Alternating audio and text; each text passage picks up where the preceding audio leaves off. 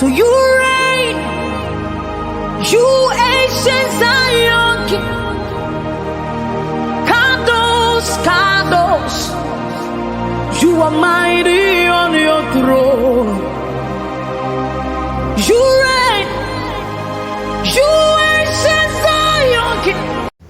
Bonjour chers frères et sœurs en Christ, ça va être vraiment une joie pour moi de parler de Jésus encore une fois, de parler de Dieu, de célébrer la gloire et montrer l'immensité des preuves de la présence de Dieu dans nos vies et que chaque jour la nature même éclate et montre la gloire de Dieu. Et voilà. Et pour mieux étudier Dieu, pour mieux le connaître, c'est aller dans sa parole pour l'étudier. Voilà. Que l'Éternel vous bénisse en ce matin en vos grades et qualités. Je suis Michael Bogu, je suis disciple de Christ, je suis serviteur du Dieu vivant. Prions le Seigneur, notre Père et notre Dieu, ce matin, où tu mets dans mon cœur de parler de l'éclat et de la voix et la puissance de Dieu dans la nature. Et que ce soit le premier reflet de la présence de Dieu sur terre, les preuves de sa présence, de sa divinité, mais aussi aller dans ses écritures pour connaître sa parole et mieux l'étudier, le connaître, savoir ce qu'il aime, ce qu'il n'aime pas, et faire la différence en lui et le faux Dieu, dans le nom puissant de Jésus. Éternel, touche le cœur de mon frère, touche mon cœur et bénis-nous, que ta grâce se manifeste afin que nous puissions voir éclater les preuves de la présence de Dieu dans nos vies tous les jours et dans sa parole, au nom de Jésus-Christ de Nazareth. Édifie-moi, édifie les frères dans le nom de Jésus. Alléluia, amen. Voilà. Pour ceux qui me prennent en marche, Michael Bogu, disciple de Christ, serviteur du Dieu vivant. Voilà. Nous avons donné plusieurs preuves qui montrent la présence et l'éclat de la gloire de Dieu dans la nature. Mais nous disons que ça, c'est le premier réflexe. C'est le premier reflet que nous devons avoir de la présence de Dieu. Maintenant, nous-mêmes en tant qu'êtres humains, notre fonctionnement biologique, notre conception, notre présence sur la terre, notre départ, notre naissance sont des preuves que Dieu est bel et bien vivant, qu'il est présent et que sa gloire et sa présence se manifestent, montrent qu'il gouverne et dirige cette terre. Mais maintenant, nous allons descendre dans les Écritures qui nous donnent plus de précision de qui est Dieu. Voilà. Alors, nous avons parlé de cela et maintenant nous sommes dans la troisième partie. Au début, nous avons défini qu'est-ce que l'évidence de la présence de Dieu. Ensuite, nous avons montré dans la nature quelles sont les preuves que Dieu est bel et bien celui qui gouverne et dirige cette terre. Maintenant, nous allons montrer en quoi nous devons chercher Dieu dans les Écritures. Nécessité de l'Écriture comme source de contemplation de Dieu. L'esprit humain étant enclin à oublier, il était nécessaire que Dieu couche sa vérité par écrit. Il a utilisé sa parole comme aide et instrument. Si nous désirons vraiment contempler Dieu, il faut nous approcher de sa parole, c'est-à-dire la parole sainte, la Bible, et nous y soumettre. En effet, la gloire de Dieu que Paul qualifie d'inaccessible selon 1 Timothée chapitre 6 verset 16 est un labyrinthe, c'est un labyrinthe inextricable. Si nous ne sommes pas guidés par la parole de Dieu, nous ne pourrons pas appréhender la gloire de Dieu. C'est un labyrinthe inextricable et si nous ne sommes pas guidés par la parole de Dieu, nous ne pourrons pas appréhender cela. Il vaut mieux marcher avec difficulté sur le chemin. Il est bon de marcher avec difficulté sur le chemin qui nous mène à la connaissance de Dieu et sa gloire que de courir facilement vers l'aventure. Les erreurs ne peuvent jamais être arrachées au cœur de l'homme tant qu'une vraie connaissance de Dieu n'y est pas implantée. Sans la connaissance implantée de Dieu, nous ferons des erreurs. Nous devons aller à l'école de la parole. Le psalmiste, après avoir affirmé que les cieux racontent la gloire de Dieu, psaume 19, verset 2 à 3, en vient aussitôt à la parole disant, la loi de l'Éternel est parfaite, elle restaure. Le témoignage du Seigneur est véridique, il rend sage le simple. Les ordres de Dieu sont droits, ils réjouissent le cœur, son commandement est limpide, il éclaire les yeux. Ouais, il éclaire les yeux. Psaume 19, verset 8 à 9. À cause de sa faiblesse, L'esprit humain ne peut pas s'élever jusqu'à Dieu, à moins d'être aidé par sa parole sainte. Il est probable que tous, excepté les Juifs, ont été induits en erreur en cherchant Dieu sans cette aide indispensable. Les Juifs, mais il a fallu que Dieu se révèle à eux à travers sa parole pour qu'ils puissent connaître qui est Dieu et pouvoir le suivre. L'écriture doit être confirmée par le Saint-Esprit. Ça veut dire quoi? L'autorité de l'Esprit, l'autorité de l'écriture vient de Dieu, non de l'Église. L'autorité de l'écriture vient de Dieu, non de l'Église. Ce n'est pas l'Église qui confirme l'écriture, c'est l'écriture qui confirme la présence de l'Église. Il est nécessaire de donner quelques précisions sur l'autorité de l'Église. Mon frère, Dieu ne parle pas chaque jour du ciel aux êtres humains. Sa vérité est et sera connue jusqu'à la fin des temps dans les Écritures. Les Écritures même, c'est une prophétie. Pour les croyants, c'est comme s'ils entendaient Dieu lui-même s'adresser à eux à travers l'Écriture. Donc l'Écriture est une façon pour Dieu de nous parler tous les jours. Il y a une erreur trop répandue qui est la suivante. L'Écriture sainte a l'autorité que l'Église lui accorde. Non. Que devient alors l'assurance de la vie éternelle si les promesses données ne révèlent que d'une décision humaine? Les promesses de la vie éternelle ne viennent pas d'une décision humaine. Elles viennent de l'Éternel des armées. Dire que l'Église en a décidé ainsi, est-il rassurant? Non.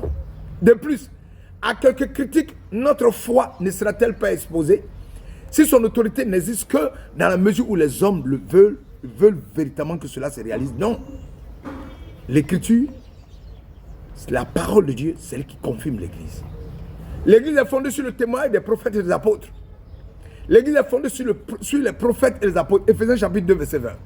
Le fondement de l'Église est la vérité qu'ils nous ont laissée. Cette vérité a existé, a été certifiée avant que l'Église n'existe. Il n'est donc pas question d'objecter qu'un doute subsiste quant au caractère prophétique et apostolique de la vérité si l'Église ne l'a pas connue. C'est faire preuve d'une imagination dévoyée que d'attribuer à l'Église la capacité de juger de l'Écriture et de s'en remettre aux hommes pour savoir ce qui est la parole de Dieu. Non, la parole de Dieu, c'est celle qui confirme l'Église. L'Église, en recevant l'Écriture sainte, ne s'authentifie pas comme si jusqu'à là elle était inauthentique.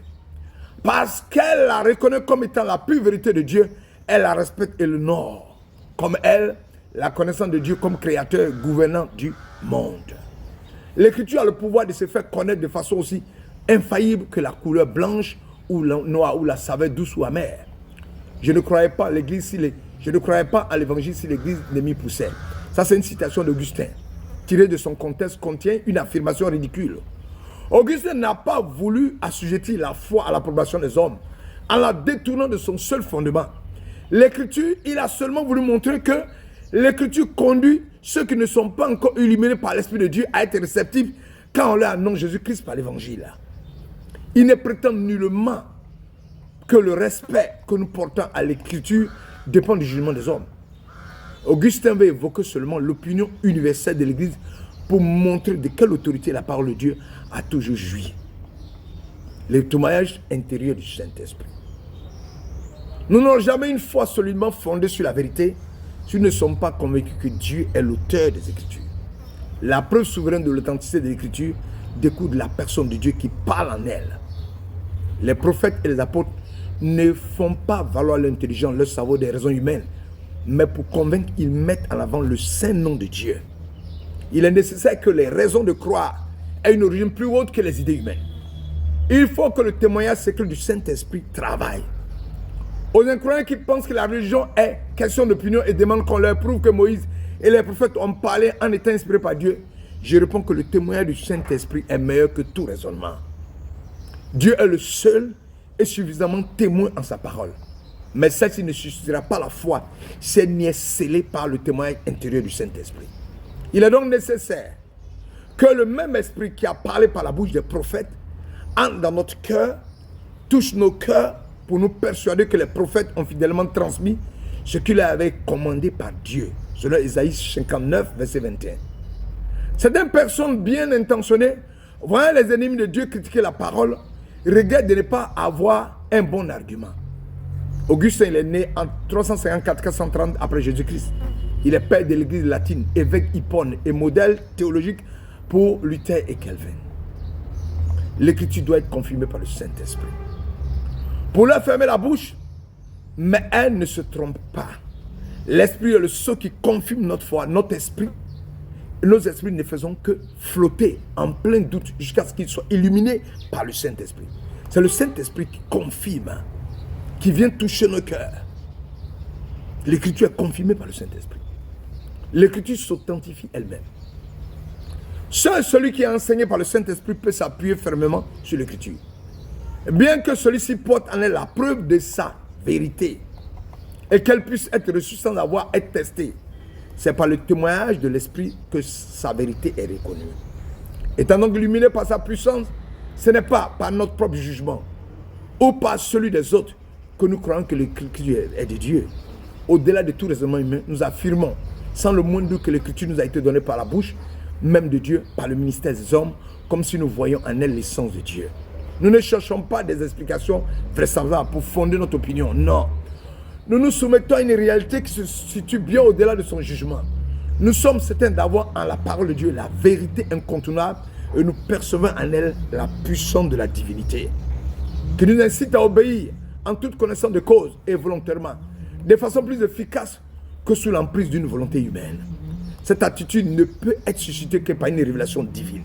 C'est le Saint-Esprit qui nous révèle que l'écriture est vraie et nous nous mettons sous cette écriture, nous la laissons dominer et régner sur nous. Je ne dis pas autre chose que ce que chaque croyant expérimente en lui-même. Il n'y a de vraies foi que celle que le Saint-Esprit scelle dans nos cœurs.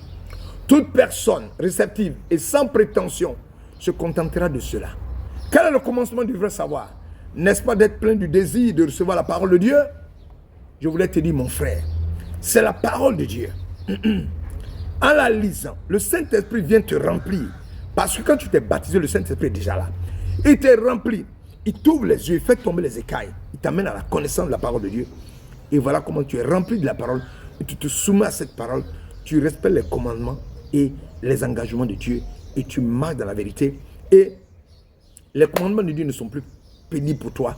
Tu marches dans la gloire de Dieu. Je suis venu te dire que Dieu éclate de sa gloire dans le monde.